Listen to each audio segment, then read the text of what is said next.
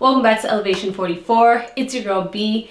If you're new to the channel, welcome. If you're returning, welcome back, family. Today we're diving into another new moon video, and today we're talking all about the Libra new moon, which so happens to be coming up on September 25th, and that's going to be happening sometime around 5:54 p.m. Eastern time, okay?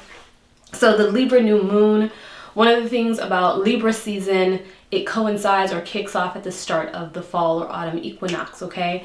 And the equinox, if you just look at it from its very physical standpoint, is when you have equal amount of light and darkness on the earth.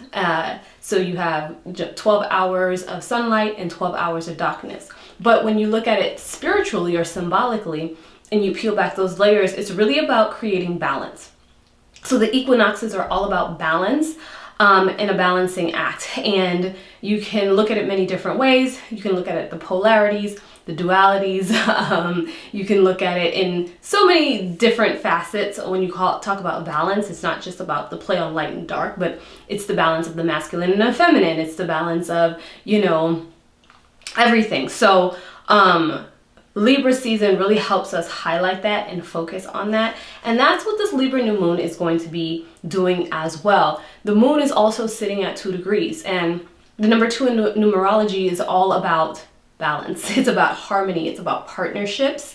And Libra energy is very much about partnerships. It is the first sign that pretty much integrates us into the world. So it rules over the 7th house. The 7th house is all about relationships, partnerships. It is our first integration into something outside of ourselves because, signs 1 through 6, which is Aries to Virgo, is really all about the individual. And then when we get to Libra, it's really about the individual and the relation outside of the individual. So the relation to others, the relation or the integration into the world.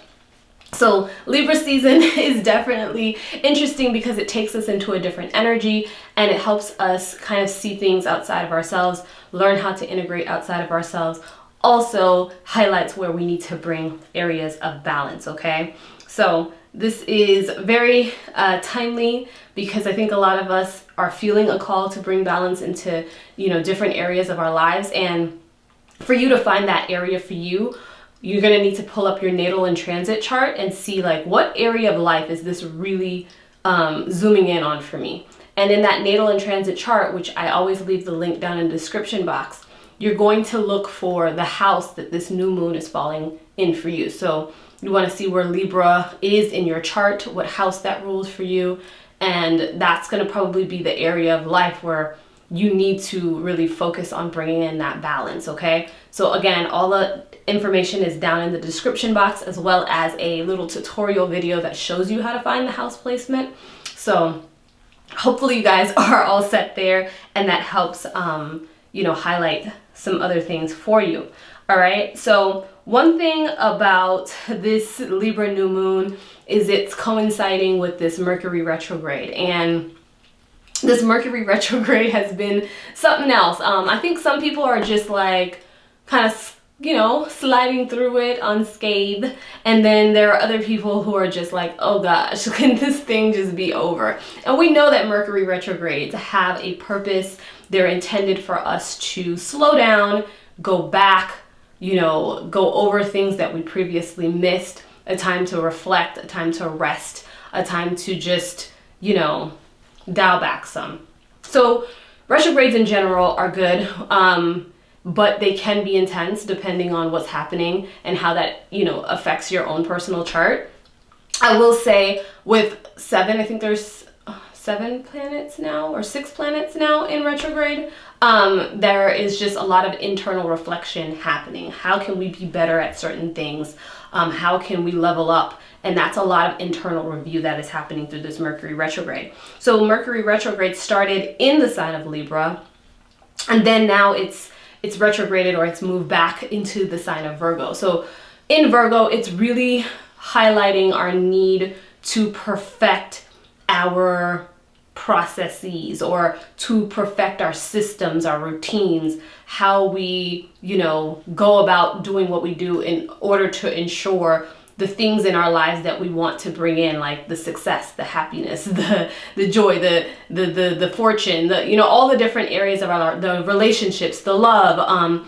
What are the processes? What are things that we're doing on the day-to-day that need refinement, that need to be implemented in order for us to get those things and to get progress in our lives? And, for a lot of us, sometimes we know what we should be doing and we don't do it, right? And then we're like, I'm not getting the results that I want. And we get frustrated with that. And we just kind of keep ourselves in this loop. And I'm guilty of it too. It's like, man, I know I should be, doing this thing, and I can't seem to get into the flow of doing it. Therefore, it leads to the dissatisfaction in this area. And then it's just like it's like a vicious routine or cycle that keeps happening over and over and over again. So this Mercury retrograde going back into Virgo is going to help us with that. And it specifically is going to help us in the areas of like our life, in terms of our relationships, in terms of the different things that we want to see progress, right? And go forward. So this is a great time for personal growth. And so with this new moon coinciding with that, it gives us a chance to just kind of put all of that together. One of the other things that this new moon is going to be doing is it's going to be opposite Jupiter in Aries. And the opposition really creates a conflict, right? Because there's a difference of what wants to happen between the planets, right? So the sun and the moon, which are focused together at this new moon, they are all about the Libra activities, bringing in balance, focusing on others, and moving in that direction and getting our internal and external needs aligned on that level. But when Jupiter is in Aries, Aries is the sign that's opposite Libra, that polarity, which is about the self. It's about the individual. It's not about the others. It's not about connecting the others. It's about me, right? And that's necessary too, right? Because polarities are there in order to bring balance. So Aries is the balance to Libra, and Libra is the balance to Aries. We need a certain, amount of selfishness, which is focused more so on self, and we need a certain amount of selflessness, which is focused on the other. So if we don't have balance in either of those areas, we can find ourselves just kind of, suffering in different ways, right? If it's too far on one side or the other. But this opposition with Jupiter in Aries is not bad, right? It's not a bad conflict. It's just, it can be a source of, because of that difference, it could be a source of something that comes up that can be a little bit more, I would say, difficult in certain ways, but it's not a bad placement. Overall, it is still a pretty good placement. So what we have here is that one of the things that it can create is a highlighting that lack of self-control, because again, we talk about Aries energy being about the self and what we want and what we need. And it can be impulsive, and it can be just very selfish sometimes and me focused, which is necessary to a certain degree, right? But excessive behaviors, lack of self-control, things that are not serving you, and especially in terms of like spending money and just like, what I'm saying, doing things in excess to bring yourself self-satisfaction and joy, even if it's on a temporary basis, can set you behind or can create that, like I said, that conflict with what needs to happen in terms of how you're considering or working with others, okay? So that is something that it will definitely highlight. But overall, like I said, it's a great placement because it's great for helping us connect with others, which is what Libra season is all about. It's the integration of self with the outside world, with other people. So this is a great placement for opening up to other people, to improving your communication in relationships. It's also overall a great placement for just increasing your success, your good fortune, your happiness. So the conflict is not all bad. Like when you hear conflict, sometimes the conflict comes in to help you refine and to get better and all of that type of stuff, right? But I will say, if you lack control if you allow that Jupiter in Aries to take you too far out of it and you lack that self-control, this increase of fortune and the different things and the success and all of the stuff that you're bringing in can quickly turn to loss because of the inability to have control and have balance, right? So that's why I'm saying this whole thing with balance is so, so, so important. Everything in life is a balancing act, okay? Everything in this universe is balanced acts. So what I would specifically set my intentions on during this Libra new moon is bringing it in balance. Again, look at that house placement. See that area that, it's focusing on for you, okay?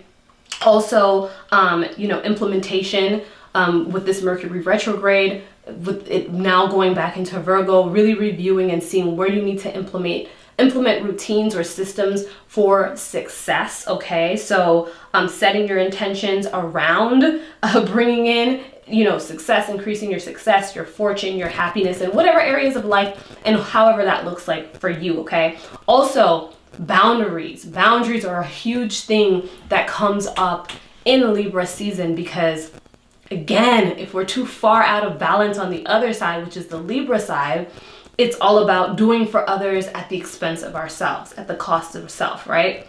So during this Libra new moon, setting some intentions around some boundaries that you need to create in order to bring in that balance for you. And not only setting the boundaries, but enforcing them. So ways that you can enforce them.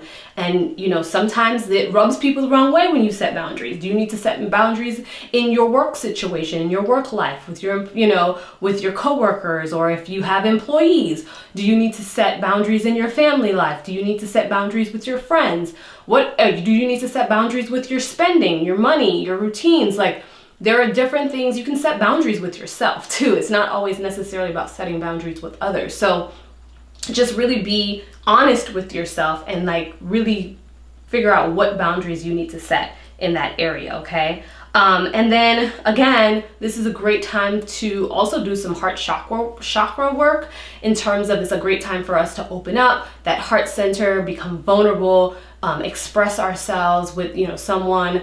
So just opening up that space, aligning our hearts, because the heart is too also the balance between the upper chakras and the lower chakras. It's what connects and makes everything flow together. So it's that center chakra that connects the lower chakras to the upper chakras. And without being out of whack or blocked in certain types of ways, there is no balance within the individual. So that's another way that you can utilize this Libra new moon. And I have a whole video on how to work with what the heart chakra is, how to what different types of rituals you can do to bring that center back in balance. So I'm going to go ahead and link that also in the description box down below. Okay. And so lastly, I will say, if you're looking for herb and crystal recommendations, I would definitely work with flowers, any kind of flowers. I love, particularly I like rose, working with rose, jasmine, different things, but you can work with any type of flowers that you feel called to during this time. And you can also work with the crystal rose quartz, and this is going to help stimulate some balance and some love for others, love for self, which is what we need during this time. Okay, so that is all for this Libra new moon. I hope that Libra season treats you well. I hope that this fall equinox and all of this is just going to help you really refine and get better in improving areas of your life that need to have more balance. And that's all that we're doing here, right? We're growing, we're elevating together.